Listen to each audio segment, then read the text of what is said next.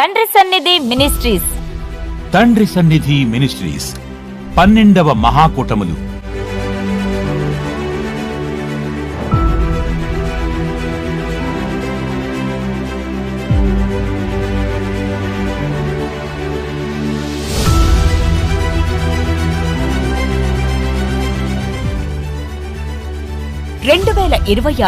ఫిబ్రవరి 19, 20, 21, 22 తేదీల్లో అనగా గురు, శుక్ర, శని ఆదివారములలో.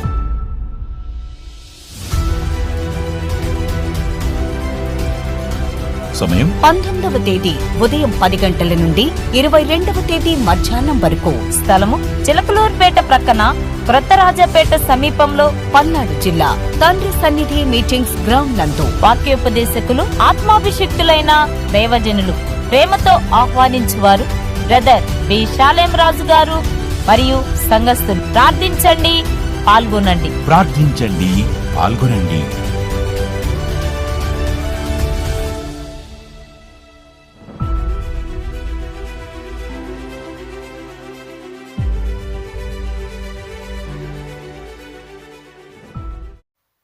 ఇలాగున న్యాయ ప్రవర్తనను కనపరచి అటు న్యాయమును ఇటు ప్రేమను రెండిటిని నెరవేర్చడం కోసం ఈ విధంగా ప్రాణం పెట్టి తిరిగి లేచిన దేవత గాని, దేవుడు గాని, తల్లి గాని, తండ్రి గాని, అయ్య గాని, అమ్మ గాని ఒక్కళ్ళు కూడా నేను ఫాలో అయిన దానిలో నాకు కనబడలా.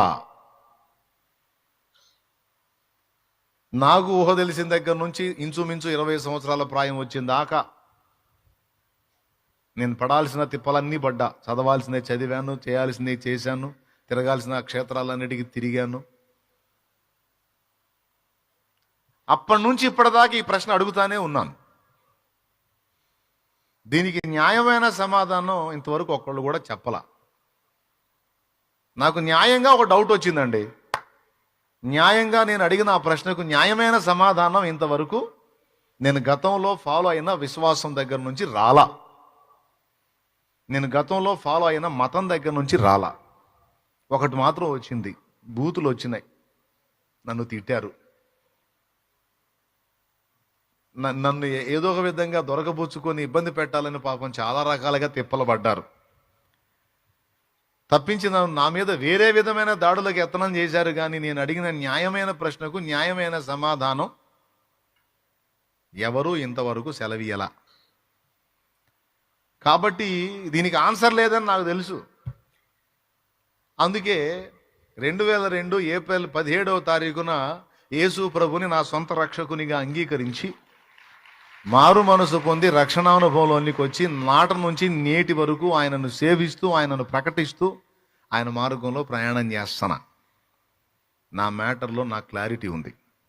సృష్టి ఆరంభం నుండి సృష్టి ముగింపు వరకు ఎంతమంది భూమి మీద పుడతారో, పుట్టిన వాళ్ళు ఎవరెవరు ఏ విధమైనటువంటి జీవితాలు జీవిస్తారో, ఎవరి కథ ఎన్ని మలుపులు తిరుగుతుందో, ఎవరి మెంటాలిటీ ఏంటో మొత్తం తెలుసు ఆయనకి.